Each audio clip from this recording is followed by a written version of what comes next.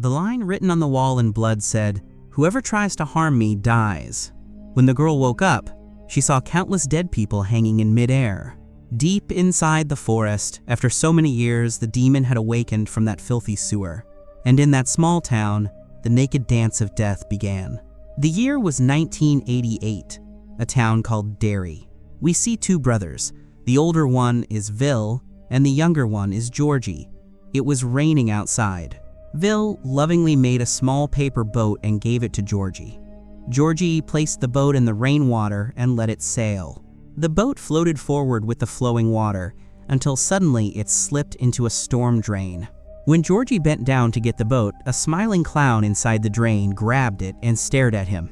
In a strange, playful voice, the clown said, "My name is Peony. Do you want your boat back?" Georgie felt a little scared. But the clown kept talking sweetly and tricked the child into trusting him. As Georgie reached out to take the boat, Peony suddenly turned terrifying. In one quick motion, he bit Georgie's arm clean off, then instantly dragged him into the dark sewer. A year passed after this incident. In a school in Derry, we see a girl named Mars. There was also a boys' group known as the Losers Club. The members were Vil, Richie, Eddie, and Stanley. Ever since Georgie vanished near the sewer, Vil had been mentally shattered. A new student had joined the school. His name was Ben. Because he was a little overweight, everyone teased him, but he and Mars were good friends. Meanwhile, many children in Derry were mysteriously going missing one after another. No one could understand how it was happening or where they were being taken. Summer vacation began. Vil returned home and tried telling his father that maybe Georgie hadn't drowned. Maybe he was stuck somewhere deep inside the sewer system where all the drains connect. His father got furious and said, "Your brother Georgie is dead. Forget him." Angry and heartbroken, Vil left the house. We then see another boy named Mike, who worked at his grandfather's butcher shop. He was asked to kill a goat, but Mike couldn't do it. He had a soft heart and didn't want to hurt anyone. One day, while delivering meat, he suddenly heard someone banging on the butcher shop door. From inside the door, several burning hands reached out, as if people trapped inside a fire were begging for help. Then, the door slowly opened by itself. In the darkness, Mike saw the shadow of that clown, Peony. Just then, Hendy, an annoying bully, drove past Mike with his car, shouting insults. Mike snapped back into reality. The fire was gone. Everything looked normal. It was Penny who was behind all of this. Meanwhile, was sitting in the library, reading about Derry's history. He discovered that many years ago, a massive number of people had died in the town at once. While he was reading, a red balloon appeared in his sight. Strangely, no one else seemed to see it. Curious, Ben followed the balloon. He found an egg on the road, then wandered into a dark room. Suddenly, a burned, headless creature rushed at him from behind. Terrified, Ben ran out of the library and into the street, where Hendy and his gang spotted him. Hendy's gang was cruel. They harassed anyone they found alone. Finding Ben helpless, they started tormenting him. Hendy even carved the letter H into Ben's stomach with a knife. Screaming in pain, Ben escaped, rolling down a bridge and landing near the riverbank. He kept running as Hendy and his friends chased him. Meanwhile, Vil had brought his friends to a sewer tunnel, where they found the shoe of a missing child. They were shocked. At that moment, they saw Ben stumbling toward them, bleeding heavily. They went to help Ben. One of Hendy's friends entered the tunnel alone while searching for Ben. Surrounded by darkness and silence, he suddenly saw a group of terrifying child ghosts. He panicked and tried to run, but he was lost. A red balloon floated up in front of him. Then Peony appeared, laughing with sharp teeth, and attacked him. Mars's father was shown to be a cruel and horrible man, with twisted intentions toward his own daughter. Mars was seen cutting off her own hair and dropping it into the sink. A few days later, Mars became close friends with Vil and the others. They visited Ben's house and discovered more information about the mysterious tragedies that had occurred in Derry's past. While returning home, Eddie noticed a large old house nearby. Suddenly, the door swung open by itself. Feeling uneasy, he reached for his medicine, but it slipped from his hand. When he bent down to pick it up, a filthy, diseased monster appeared, holding the medicine and saying, "If I take this, will I be cured?" Horrified, Eddie ran. When he looked back, he saw Peony standing with a red balloon. "Come with me. Come down to the sewer," Peony said. Eddie didn't reply. He just ran away. Meanwhile, Vil was crying, thinking about his brother Georgie. Suddenly, he saw a light turn on inside a room. He heard footsteps. Slowly, Vil went down to the basement. The basement was dark and filled with water. There stood Georgie, with a strange, unnaturally twisted smile. Vil froze. Georgie's face slowly distorted, and he screamed, "You'll float too!" From the water, Peony emerged and lunged at Vil. Vil ran upstairs and slammed the door shut just in time. The next day, Mars brought everyone to her house and showed them her bathroom. Mars's father couldn't see anything unusual, but the others saw the bathroom flooded with blood. They cleaned it together and realized all of them were experiencing similar terrifying visions.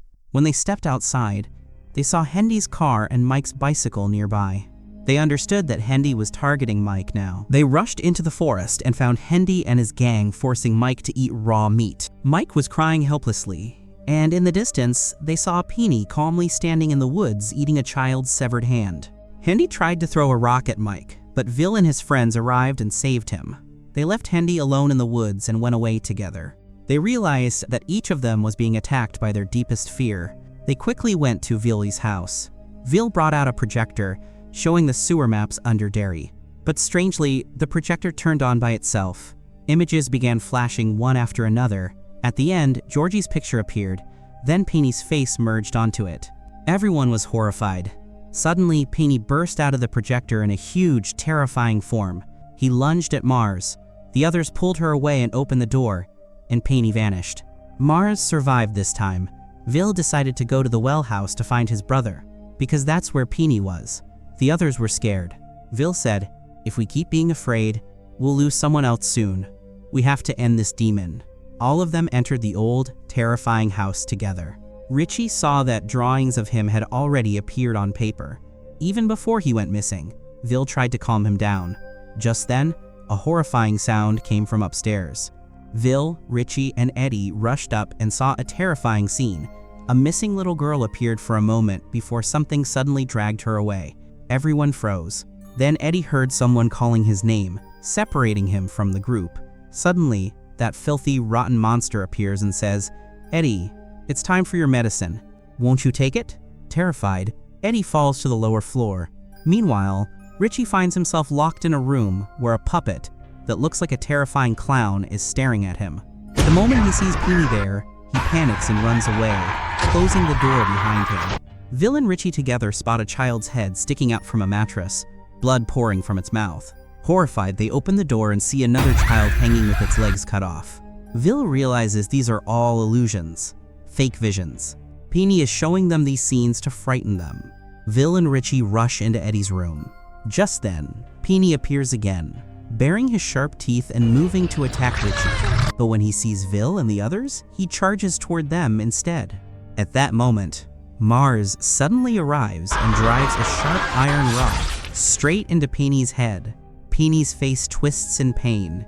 Seeing so many of them together, he becomes terrified. He slashes Ben's stomach with his sharp claws and escapes into a well. Frightened, everyone quickly runs out of the well house. Eddie's mother arrives, sees Eddie's condition, and takes him away. Vil says, "I saw Peony go inside the well. Next time, we have to come properly prepared." The next day, we see Hendy's father, a strict and aggressive man whom Hendy never liked. Hendy notices a red balloon sitting on top of a mailbox, the same red balloon.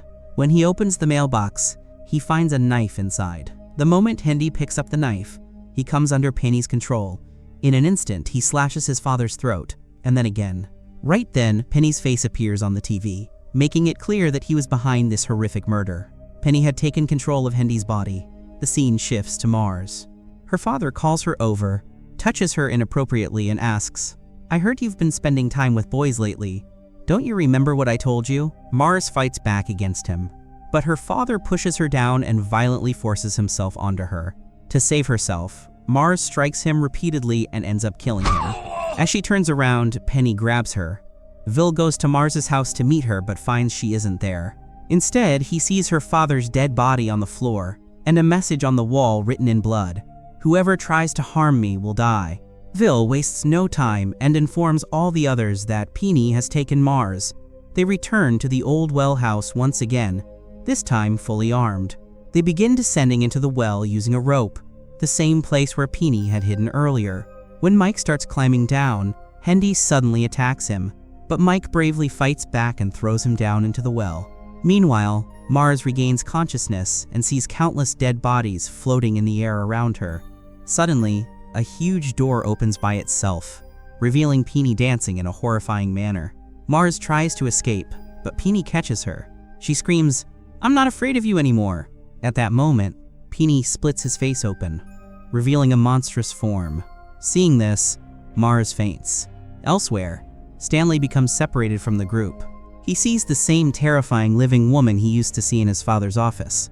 She suddenly leaps onto him. The others arrive and see the horrifying woman biting Stanley's face. But when she notices them, she disappears. Stanley begins trembling in fear. Vil suddenly sees his little brother and starts following him. When the others realize Vil has wandered off alone, they hurry after him. They reach a place where Mars is hanging unconscious in the air. They pull her down together. Then they find Vil, who is talking to Georgie. Georgie, crying, says, "I want to go home, please take me home." Hearing this, Vil breaks down in tears and says, "I want to take you home too, but you're not the real Georgie." Saying this, he suddenly shoots him. Slowly, Georgie's body transforms into Peony, and Peony attacks everyone. Peony grabs Vil and says to the others, "Do you know how I survive? Your fear feeds me, so give me Vil to eat. I promise I won't come back for 27 years. I won't harm anyone." But none of them agree to sacrifice Vil. Instead, they all attack Peony together. Peony keeps changing shape to terrify them, but when he suddenly takes the form of Mars's father, Mars thrusts a rod into his mouth. Vil finally understands. Peony had been feeding off their fear all this time, and now Peony himself is afraid. At last, Peony gives up and, without satisfying his hunger, escapes down the well. Gone for 27 years. Everything finally becomes quiet. Vil finds his little brother's raincoat there and begins to cry. The scene shifts again. Summer vacation is almost over. Mars tells everyone, "When I fainted that day, I had a dream." "What dream?" they ask. "I dreamed that all of us had grown up, and we were fighting Peony again." They all make a promise. When Peony returns after 27 years, they will come back to save the town of Derry. And this is where the movie ends. If you enjoyed the video, don't forget to give it a like and subscribe.